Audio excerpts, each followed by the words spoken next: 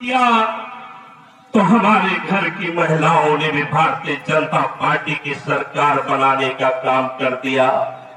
लेकिन मैं अपने नौजवान साथियों से कहना चाहता हूं कि नौजवान साथियों, जब आपने सरकार जिस उमंग के साथ बनाने का काम किया, किस सोच के साथ रोजगार के आपने अपने भारतीय जनता पार्टी की सरकार बनाने का काम किया, लेकिन दुख तब होता है जब वो भारतीय जनता पार्टी की सरकार रास्ते से भटक गई, तब हमारे नौजवानों का खून नहीं खौला। जब आपके हाथ में रोजगार नहीं रहा, तब आपका खून नहीं खौला। मेरे नौजवान साथियों, आपके अंदर वो कुवत है, आपके अंदर वो ताकत है जिस सरकार को आप बनाने की हिम्मत रख सकते हो। अगर जो आपको रास्ते पर नहीं ला सकती है, आपको रोजगार नहीं दे सकती है, आपकी माताओं बहनों को सुख चैन नहीं दे सकती है, तो उसको आप सरकार से ढकेल कर उतार सकते हो। ये ताकत आप में है। मैं अपनी माताओं से कहना चाहता हूँ, हे मेरी माताओं बहनों, जिस बच्चे को आप जन्म देती हो, वो कलेजे का टुकड़ा जब आपकी गोद में होता है, अगर जो एक खरोच भी लग जाए तो हमारी माओ का कलेजा हिल जाता है। लेकिन ये मेरी माताओं, आज का दौर देखने का काम कीजिए।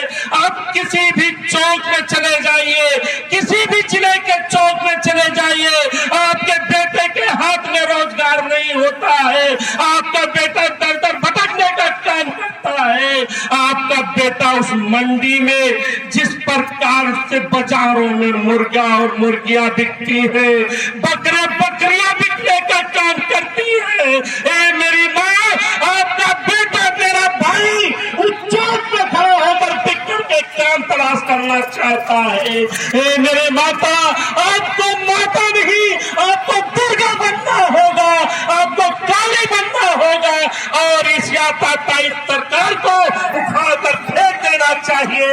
इसलिए मैं कह रहा हूं कि अगर जो आने वाली पीढ़ी हमारी तरह ही तरसती रहेगी, हमारे ही तरह भागती रहेगी, तो हमें हमारे बच्चे कभी माफ नहीं करेंगे।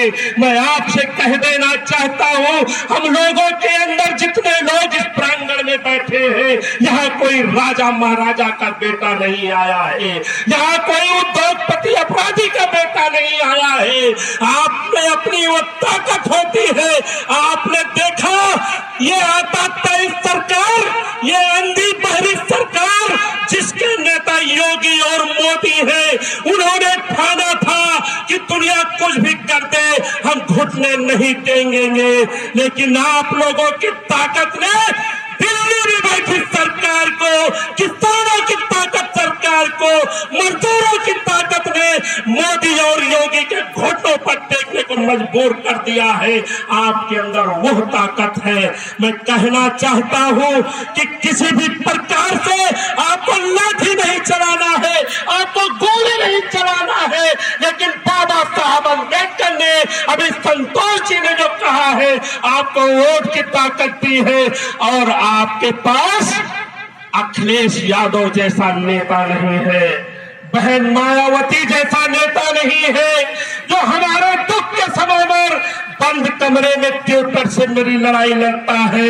हमारे पास हमारे नेता प्रियंका गांधी है, जो रात हो चाहे बरसात हो, चाहे लाठी चले, चाहे गोली चले, हमारी आवाज को बुलंद करने के लिए हमारी नेता हमारे दरवाजे पर खड़ी रहती है। मुझे फर्क है कि मैं उस पार्टी का कार्यकर्ता हूं जिसके नेता माननीय प्रियंका गांधी है, अजय कुमार लल्लू है, राहुल गांधी और सोनिया गांधी है। ज्यादा कुछ न कहते हुए आप सब आए, आप सबके जज्बात को सलाम करते हुए, आप सबके उत्साह को नमन करते हुए, अपने मंच पर आए तमाम साथियों को नमन करते हुए, प्रणाम करते हुए, एक बात के साथ अपनी बाणी को विराम देना चाहूंगा।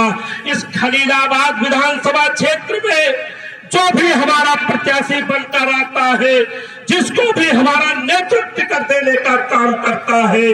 आज दौर है बदलाव का, आज दौर है इस लगाव का, और वो दौर होना चाहिए अपनी नेता माननीय प्रियंका गांधी के हाथों को मजबूत करने का, उस प्रत्याशी को भारी मतों से विजयी बनाने का काम कीजिए। बहुत बहुत धन्यवाद, बहुत बहुत आभार।